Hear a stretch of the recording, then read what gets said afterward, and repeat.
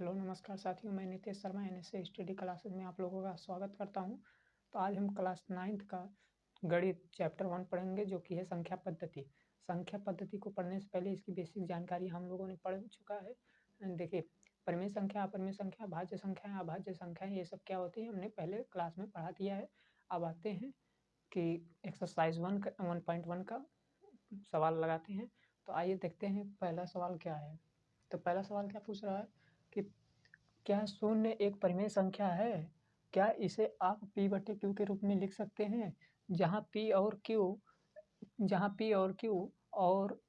q equal to does not zero है। तो क्या कह रहा है कि यह पूछ रहा है कि क्या जीरो एक परिमेय संख्या है?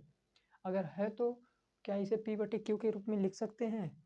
अगर लिख सकते हैं तो क्या p और q एक पूर्णांक भी है? फिर उसके बाद कह रहा है कि q equal to does not है, जो है कि q का मान जो है इसका मान जीरो नहीं होना चाहिए। ठीक, तो कैसे इसको ज्ञात करते? देखिए, हमने बताया था कि हमने क्या बताया था, शून्य परिमेय संख्या है। देखिए, परिमेय संख्या कब बनती है?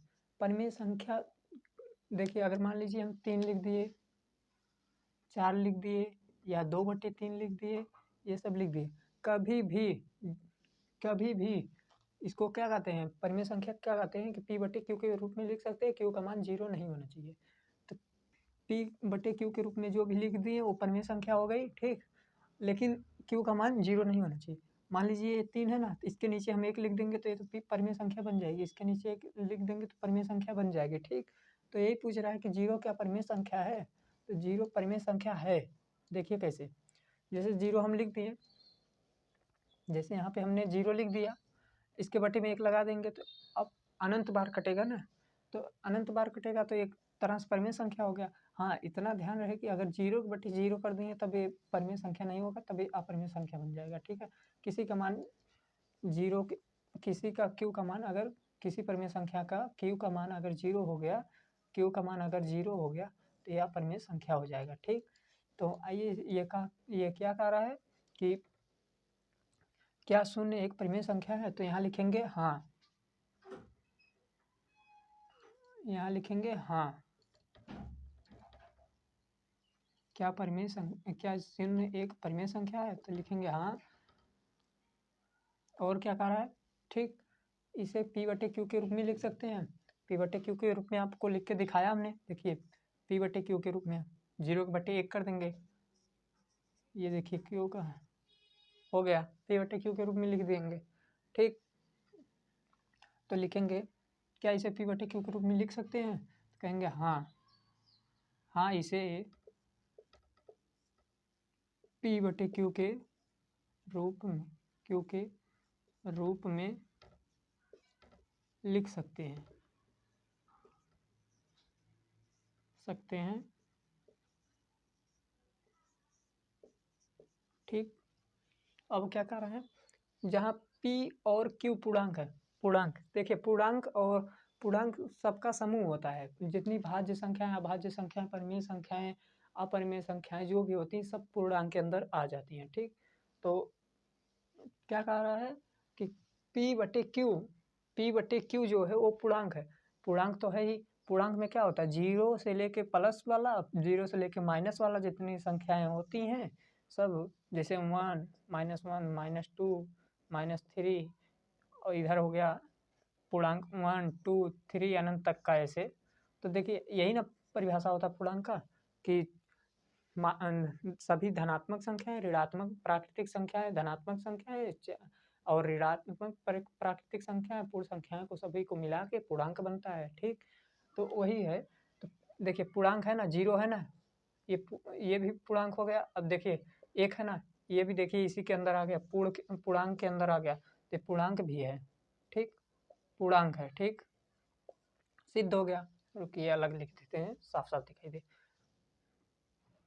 p/q के रूप में, देखिए 0/1, ये पूर्णांक, ठीक हो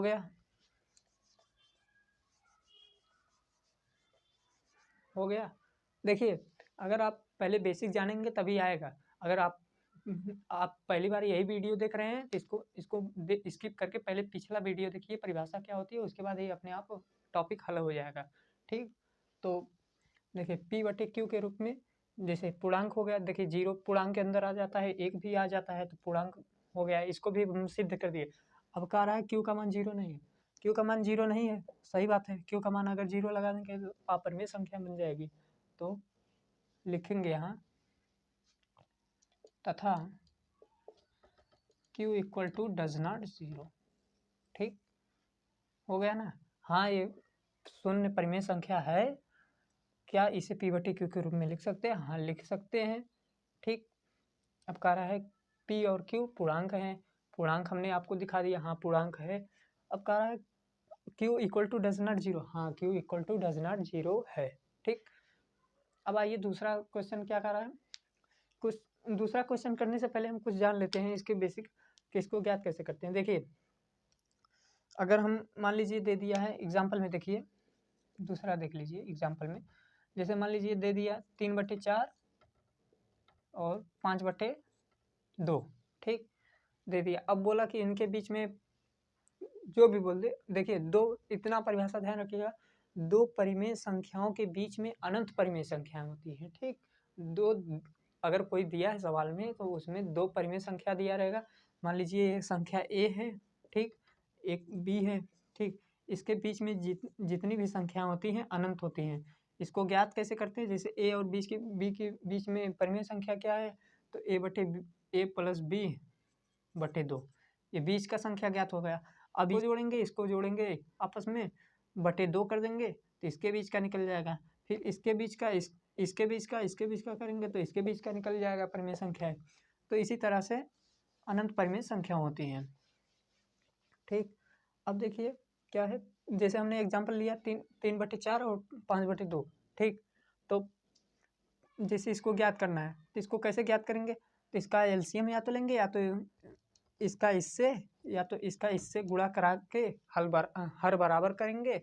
उसके बाद हर बराबर करने के बाद जो भी आएगा उसके बीच में जितनी संख्या वो पूछेगा, 2 3 4 5 जो भी संख्या पूछेगा उतना हमको ज्ञात करके उसके सिद्ध करना होगा। ठीक, तो देखिए जैसे इसको हमने लिया, अब देखिए इसको हम एलसीएम लेंगे तब भी वही बात है, या गुणा कराएंगे तभी वही बात है। तो देखिए एलसीएम मान लीजिए हम गुणा करा दे रहे हैं, 2 का 3 में गुणा करेंगे 6 हो जाएगा। ठीक, 3 गुणे 2 बटे में 4 है, 4 गुणे 2। ठीक, अब इसका करते हैं 5 में, 5 बटे, ये कितने का है, ये 3/4 का है। ठीक, ये 5/2 का इसमें कर देंगे 4 से, देखिए 5 गुणे 4 बटे 2 गुणे 4। ठीक, इसको करेंगे तो 3 दूनी 6/8, इसको करेंगे तो 5 चौक को 20/8। ठीक, अब ये जितना पूछे, 3 संख्याएं, 4 परिमेय संख्या, 5 परिमेय संख्या, जितना भी पूछे, मान लीजिए पूछ लिया 5 परिमेय संख्या। ठीक, तो अब देखिए 6 हमारा कम है, 20 ज़्यादा है, तो 6 से स्टार्ट करेंगे, 6/8 और कितने के बीच में, 20/8, इतने के बीच में हमें मान लीजिए 5 परिमेय संख्या ज्ञात करना है। तो 5 परिमेय संख्या ज्ञात करना, 6 के बाद कितना आएगा, 7/8, 7/8, 8/8। ठीक, और 9/8 और 10/8 कितना हुआ, 2 4 5 बोला ना, देखिए 11/8। देखिए हमको जितना पूछेगा उतना हमको बताना है। अगर मान लीजिए इससे आगे भी जा सकते हैं, इससे आगे भी पूछा तो आगे भी जाके बता दीजिए, 5 पूछा है तो हमको आगे बढ़ने की क्या जरूरत है, 5 बता दे रहे हैं, 2 4 5 संख्या हमने ज्ञात कर दिया। देखिए इसी तरह से ज्ञात होता है।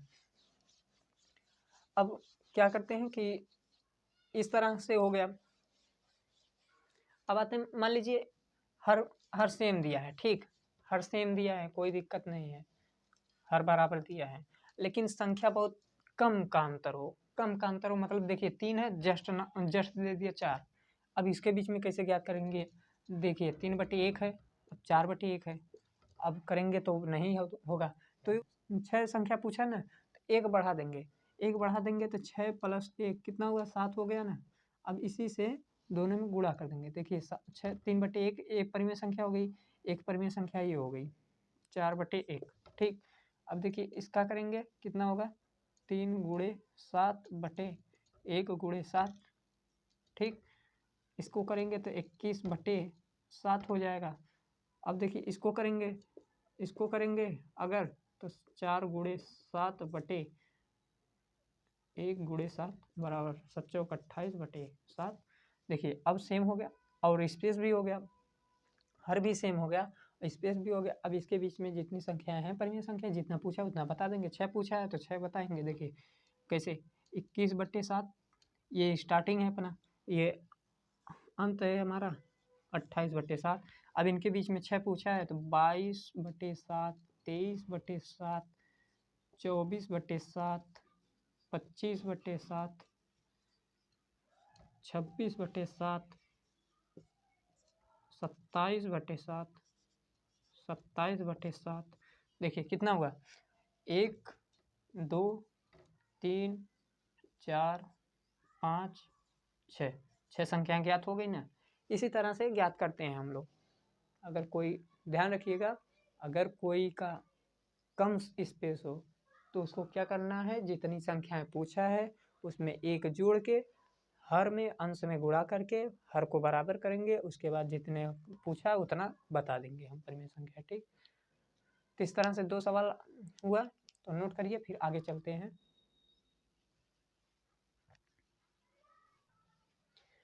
अब आइए देखते हैं, अब हमारा अगला सवाल क्या कर रहा है कि 3/5 और 4/5 के बीच में 5 परिमेय संख्या ज्ञात कीजिए।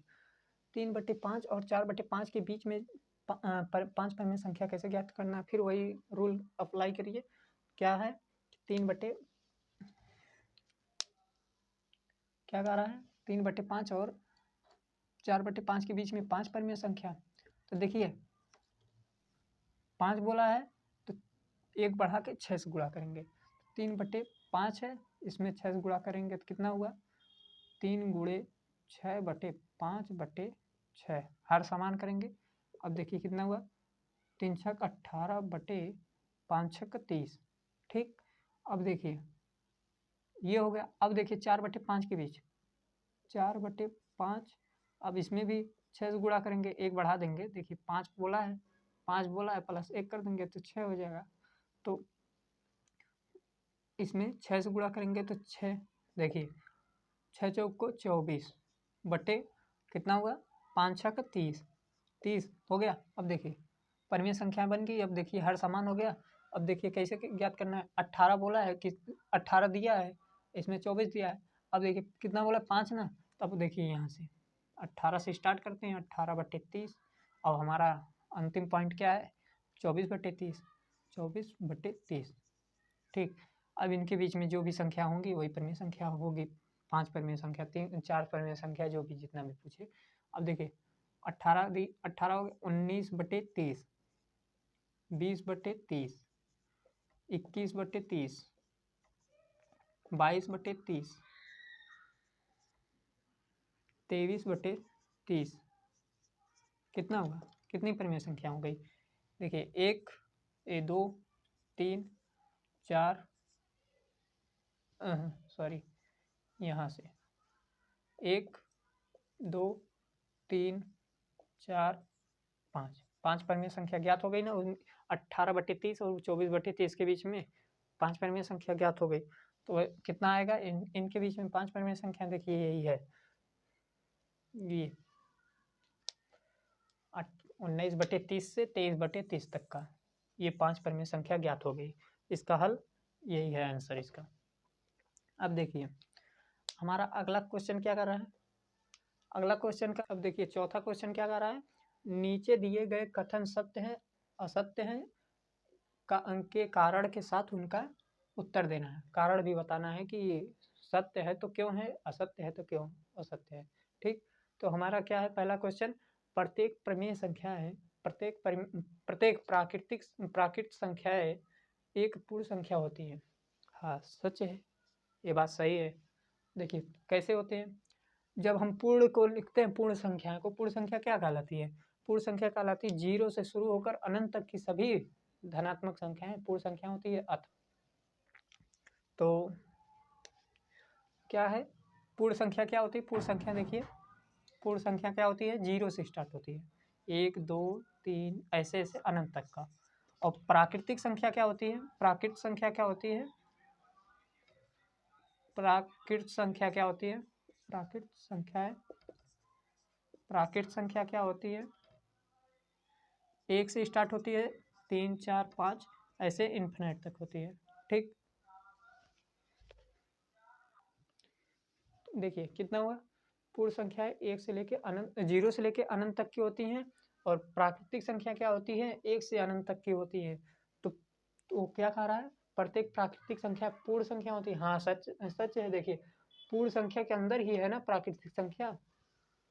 0 से स्टार्ट हुआ है पूर्ण, और 1 से स्टार्ट हुआ है, तो इसके कारण ये पूर्ण संख्या होती है। तो क्या कहेंगे? हाँ कहेंगे, हाँ मतलब सत्य है, तो इसको लिखेंगे सत्य है। सत्य सत्य पूछा है तो सत्य लिखेंगे, सत्य है, सत्य है। ठीक, अच्छा क्यों है? कारण बताइए। तो क्योंकि, देखिए क्योंकि पूर्ण संख्याएं, पूर्ण संख्या 0 से शून्य से, शून्य से अनंत, अनंत तक होती है।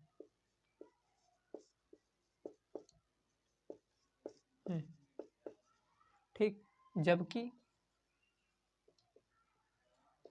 जबकि प्राकृत संख्या 1 से स्टार्ट होती है, 1 से शुरू होती है, होती है।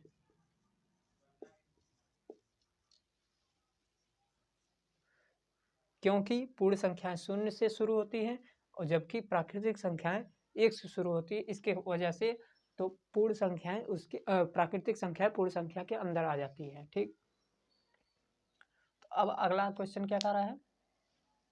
अगला क्वेश्चन क्या कह रहा है कि, अगला क्वेश्चन कह रहा है कि प्रत्येक पूर्णांक एक पूर्ण संख्या होती है। एक गलत कह दिया। देखिए क्या कह रहा है? प्रत्येक पूर्णांक एक पूर्ण संख्या होती है। इसको ऐसे कहना चाहिए कि प्रत्येक पूर्ण संख्या पूर्णांक होती है, तो समझ में आता है। लेकिन ये उल्टा पूछ दिया।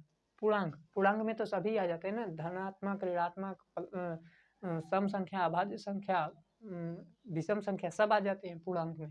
तो ये कैसे हो गया भाई? पूर्णांक उल्टे आएगा पूर्ण संख्या में। पूर्ण संख्या में पूर्णांक तो वापस तो आएगा नहीं, वो तो अपने अंदर खुद ही समाहित किया है सबको। तो ये उल्टा पूछ दिया, तो इसको कहेंगे असत्य है, असत्य है, असत्य है। अब क्यों क्यों पूछा है? तो लिखेंगे क्योंकि, लिखेंगे क्योंकि, क्योंकि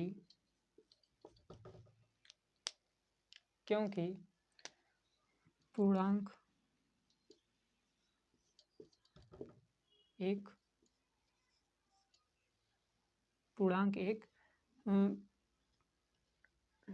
सभी सभी संख्याओं का समूह है। जबकि जबकि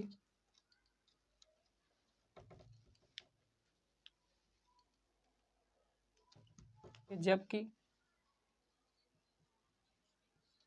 जबकि पूर्ण संख्या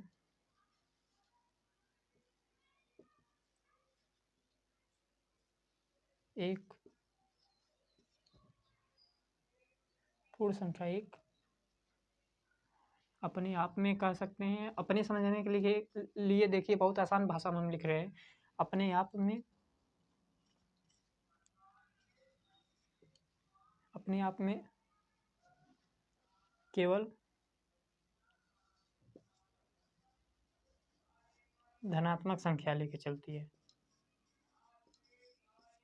संख्या लेके चलती है। लेके चलती है, जो कि 0 से शुरू होती है, चलती है, लेकर चलती है। जबकि तथा, लिखिए तथा, यह शून्य से शुरू होती है, केवल शून्य से शुरू होती है, केवल शून्य से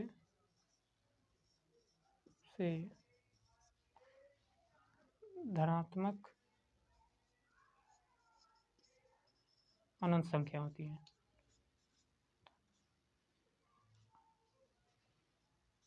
धनात्मक अनंत संख्या होती है।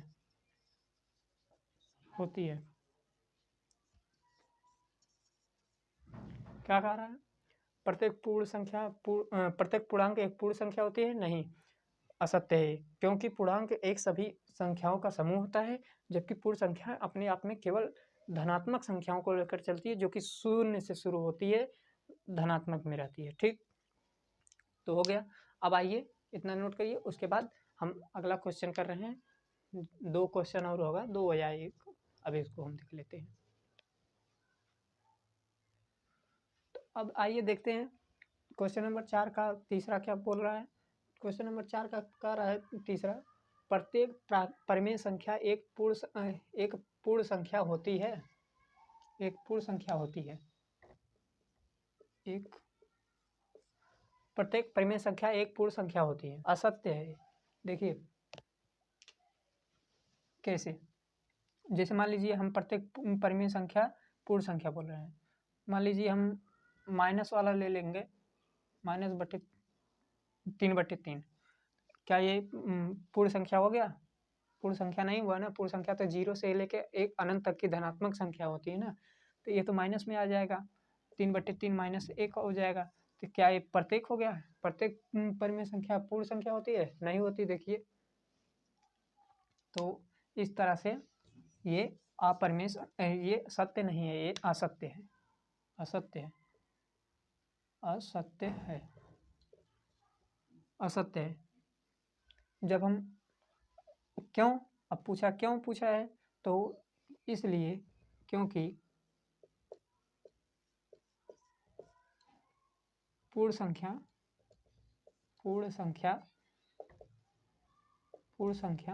केवल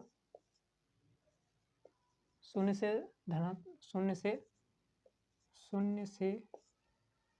अनंत तक, शून्य से अनंत तक की धनात्मक संख्या होती है। धनात्मक संख्या होती है।